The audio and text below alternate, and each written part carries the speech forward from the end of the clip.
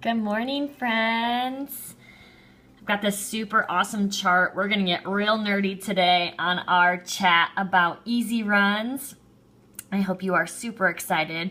If you have some friends who you know would benefit from knowing their optimal easy run pace, go ahead and swipe and share. Let them know that we're chatting about that easy pace today, the importance of our easy pace, and how running slow can actually make us run a lot faster. So again, swipe and share if you have friends who would love this. We're gonna get nerdy. I'm gonna answer your questions. Hey friends, hope you're having a great day. I'm doing a little series on Periscope this week. It's called Mistakes Runners Make. As you know, I am a running coach at Mommy's Marathon, and I get the privilege of working with women and helping them train for half marathons and marathons. And when women come to my program and ask me to start training them, I often have been seeing a couple different mistakes that they keep making continually when they come to me. So I thought that we would chat about these mistakes and I would help you to avoid them in your run training as well. So if you have runner friends, again, swipe and share, let them know we're talking about these common mistakes that I don't want to see you make. So today we're going to chat about running too fast. Why would we not run fast if we're trying to get faster? Wouldn't that make sense? If you want to get stronger, you lift harder. If you want to be better, you do something harder. Well, sometimes, and especially with running, that's not always the case. Like I said, we're going to get real nerdy on this scope today. It's so funny that this was the topic because I actually just got this awesome email from one of my favorite run coaches, and he was just talking about the importance of running your easy run slow. So for those of you on there, I'm going to show you a quick clip that I got in this email today, and it's going to help you know what your easy run pace should be. They're giving an example of a 20-minute 5K runner right now. You're going to see these nerdy words over here like capillary development, myoglobin content, and mitochondria development. This is chatting about kind of the goal of what your easy run or long run pace would be. So your paces kind of change based on what your goals is. That's why it's important to work with a coach so they have your goals progressively written in a timely manner. For example, sometimes with my girls, when they're fit their long runs, they do those really slow long ones, which would be focused on the capillary development, which is most of your run training.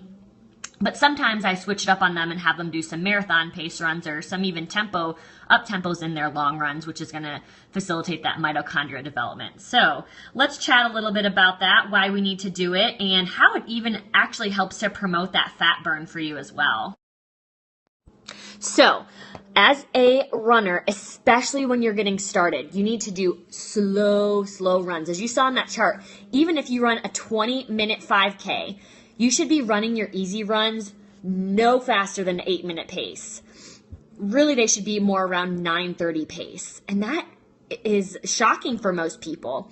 As a general rule of thumb, when you're doing your easy run paces, they should be 2 to 3 minutes slower per mile than your current 5K pace. Again, if that's our goal, if it's developing capillary development, and we'll talk about that in just a second. But for example, if you can run a 5K in 24:45, that means that your 5K pace is 8-minute pace. So that's the pace that you're running per mile for your 5K, minus the 45 seconds for the extra 0.1.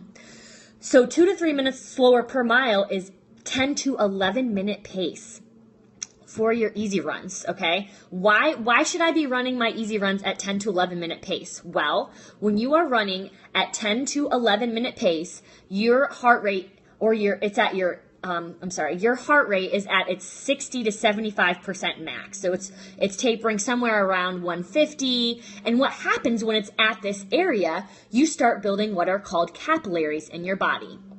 Capillaries are like these little veins that connect little veins to each other. So they're kind of like little mini highways that your body is building for you.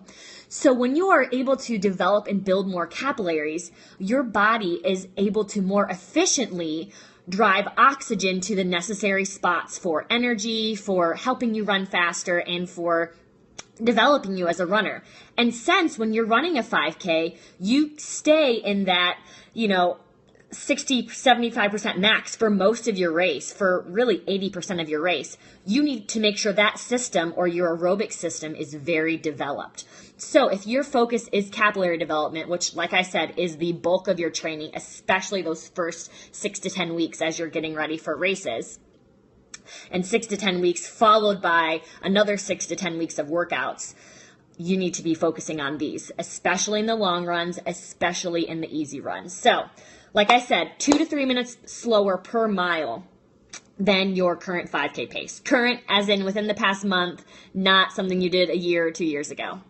Okay, now there are times where it is appropriate to speed up a little bit. So for example, like I said, the girls in my program, occasionally I have them do what are called marathon pace runs within their long runs or within their training. And this is what's going to help develop that myoglobin. Now, what is that weird word, myoglobin? Basically, it's these little thing that helps develop the muscle fibers, which are going to help better transport that oxygen throughout your body. So simply speaking, I'm just going to read this little thing here. The more myoglobin you have in your muscle fibers, the more oxygen you can sequester to the muscle under aerobic duress, like during a race. So when you have more of these essential muscle fibers, again, better able to transfer that oxygen throughout your muscles, it's going to help you push through the challenging parts of your race. So it's important occasionally to do these as well. Lastly, if you really want to work on your, if you really want to push it in your easy runs, which these are something, again, that are occasional, and I really stress that you don't just try these on your own, that you work on them with a coach.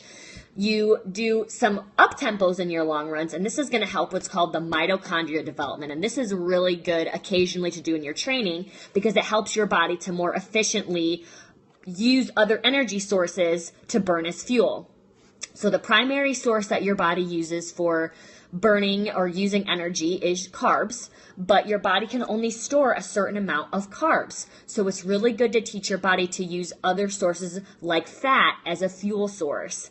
And this is especially good if you're trying to lean up as a runner. These are great to try as you get more in depth in your training, if you're working with a coach and wanting to really fine tune and up tempo your races. This mitochondria development, or this time that you're choosing to up tempo your long runs or easy run paces, is going to help develop that mitochondria, which is then in turn going to help your body learn to burn fat as opposed to carbs as a fuel source, which is ideal, especially if you're doing those half marathons and marathons. When you get up into a race that's over 2 hours, your body pretty much runs out of carbs. Your body can only store about 2 hours worth of carbs, which means it needs something else to use as a fuel source. You might have heard often that runners or marathoners go through what's called bonking, and that is when they've run out of the fuel that they used throughout their race, and now they have nothing left. So it's really important to make sure that you have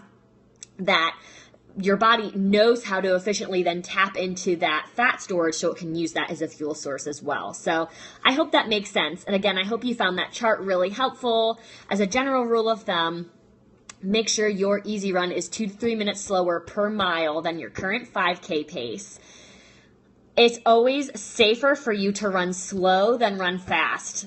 You are much more likely to get injured if you're running fast, and your body, if you are running too slow, all you're doing is helping your body to build those capillaries, which is going to make you faster in the long run. So I really encourage you to make sure you're doing those easy runs slow. If you feel like you really need guidance to know how to have those more goal-specific runs, like, the focused on the mitochondria development and the glycogen and things like that, you can definitely reach out to me at mommymarathon.com. We can chat about getting you set up on a training plan. I've got really great 16-week training plans that progress girls very safely and with a lot of thought to make sure that you are doing it in a very healthy, safe way.